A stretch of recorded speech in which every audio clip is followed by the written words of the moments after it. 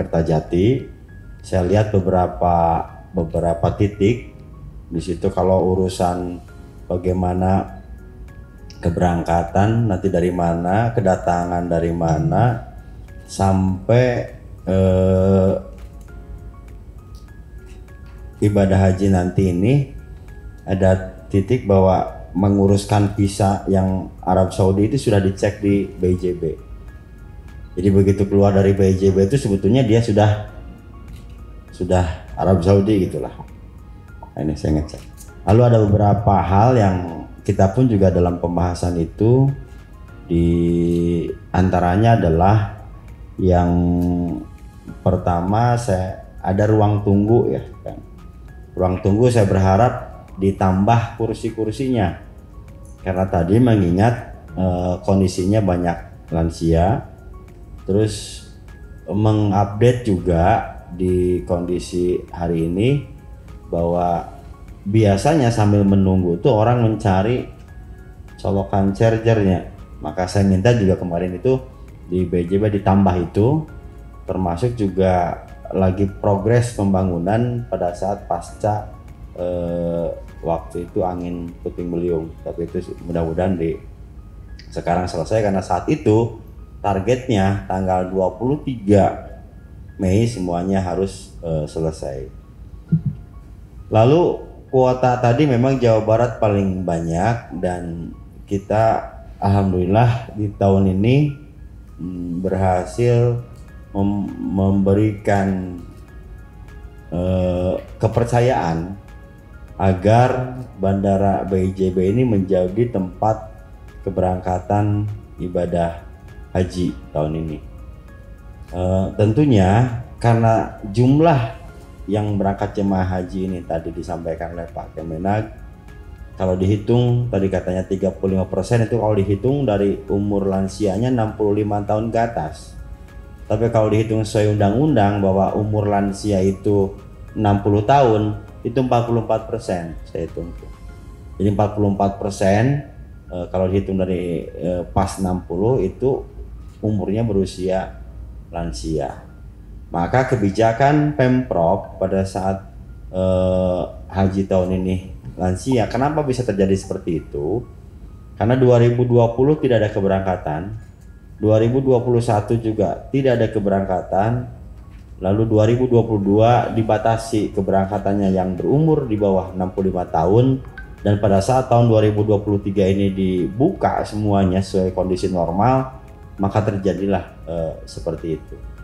Nah pada saat 44% ini adalah semuanya lansia, maka tadi kita Provinsi Jawa Barat ada petugas pembimbing haji yang kita rekrut, dan itu adalah dibiayai oleh APBD Pemprov Jabar, agar pendamping itu betul-betul dia terdiri dari ada petugas pelayanan umum, ada petugas ibadah, dan ada juga adalah petugas kesehatan. Nah kita perbanyak maksimalkan kemarin itu petugas kesehatan sampai orang yang daftar online mengikuti tim pembimbing haji daerah dari petugas kesehatan hampir full semuanya diterima, karena kita memang membutuhkan kondisi di sana.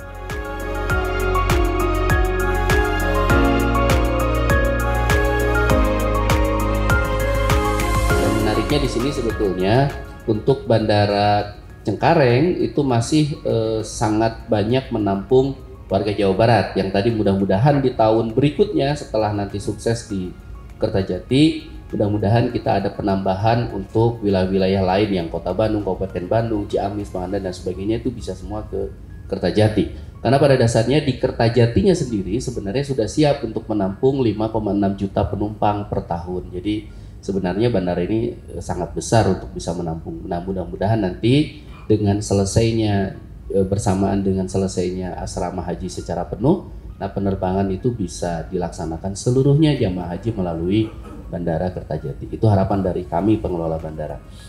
Lalu kemudian flow embarkasinya, nah ini mungkin yang bisa disampaikan agak berbeda gitu ya. Jadi kalau misalnya jamaah yang lewat Kertajati ini akan berbeda dengan flow jamaah, sedikit berbeda dengan jamaah yang di Cengkareng.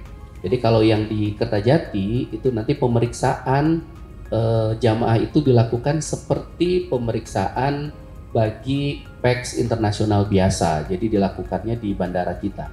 Nah biasanya kalau untuk yang haji itu dilakukannya di asrama haji. Nah kalau ini enggak, jadi untuk di Kertajati nanti pemeriksaannya dilakukan di bandara kita. Nah ini juga hal yang challenging buat pengelola bandara. Kenapa? Karena kalau jamaah haji diperlakukannya hampir sama dengan PEX internasional, maka yang jadi challenge adalah jumlah pengantarnya. Karena pengantarnya kalau ke Cengkareng kan nggak ikut-ikut, cuman sampai ke asrama haji. Tapi kalau ini saya bisa memastikan karena mereka juga dari warga sekitar gitu Pak Asda, dekat gitu ya, dan saya juga beberapa kali juga berkomunikasi dengan calon jemaah haji. Ayah anu sa RT badai angkat. Jadi mereka sudah nyiapin bis-bis kecil gitu. Nah ini juga harus kita antisipasi karena jumlahnya pasti akan membludak. Kalau 390 kali 4 atau 5 orang pengantar, saya kira kemarin kita udah siagakan pengaturannya sedemikian rupa sehingga tim kita harus memastikan pada saat masuk bandara itu jamaah itu jangan jadi crowd banget gitu, jadi harus diatur. Nah kemarin terpaksa kita atur Pak Asda untuk flow penumpang itu akan terhenti bagi pengantarnya adalah di pintu depan lantai 3. Jadi di departure-nya itu, di bagian atas itu, ya di departure-nya itu di lantai 3 dia akan terhenti di situ. Meskipun itu public area kalau hari biasa, sebenarnya kan publik boleh masuk, tapi kalau untuk selama haji ini nanti dia nggak boleh masuk dulu. Kita akan sterilkan supaya jamaah ini lancar gitu masuk, seperti itu. Karena ini akan challenge banget nih tentang pengantar. Kemudian bagasinya, kalau bagasi aman akan dikirim 1 hari sebelumnya, diperiksa di bandara kita dan seterusnya. Saya pikir hal lainnya sama, pemeriksaan CIQ, imigrasi dan sebagainya di kita. Rencananya betul Pak Asda, kemarin kita mau ada fast track, tapi kelihatannya untuk saat ini karena masih belum memungkinkan Pak. Jadi fast track mungkin di tahun depan. Fast track itu jadi pemeriksaan imigrasi Saudinya dilakukan di bandara. Ya, itu tahun 2019 saya juga kebetulan ikut yang itu. Jadi 2019 itu memang sebelum pandemi itu keberangkatan haji saya fast track, kerasa banget enaknya, kerasa banget sebenarnya itu Pak. Jadi sebenarnya tahun depan mudah-mudahan bisa fast track itu di kita.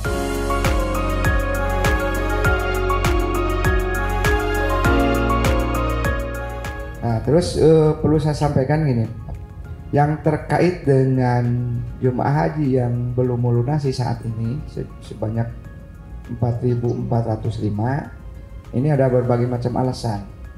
Pertama itu meninggal itu 253 orang. Ini data bukan per hari Senin, enggak, data per hari Jumat. Dengan yang jumlah yang melunasi itu 4.439 gitu ya. 239. Nah, tapi hari Senin itu sudah 4.405. Ini masih data 4.439 ya. Kemudian yang sakit yaitu 441. Ada juga yang masalah belum siap keuangan finansial itu 779. Nah, ini yang harus kita berbicara dengan Pak Gubernur itu Pak. Ada sejumlah alamat yang sampai sekarang itu tidak ditemukan. Itu banyak Pak, mengganggu ini.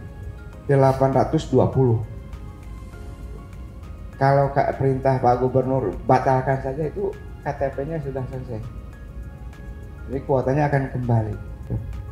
Terus menunggu pendamping, betul Pak Asda. Ada yang menunggu pendamping itu yang suaminya masuk, istrinya tidak. Terus istrinya masuk, suaminya tidak. Kemudian kakak adik juga seperti itu. Kemudian lansia itu karena usianya sudah lanjut perlu pendamping itu sebanyak 919 orang. Ada juga yang kurang persiapan. Jadi dari sisi manasik belum siap, kemudian ya belum siap mental lah. Itu ada sebanyak 987. Nah, Kalau jumlah kuota yang murni ini sudah tidak bisa diharapkan untuk bisa melunasi memenuhi kuota karena dengan berbagai alasan, maka saya minta itu cadangan yang 15% di push untuk melunasi sehingga kuota itu terserap oleh jemaah haji Jawa Barat gitu.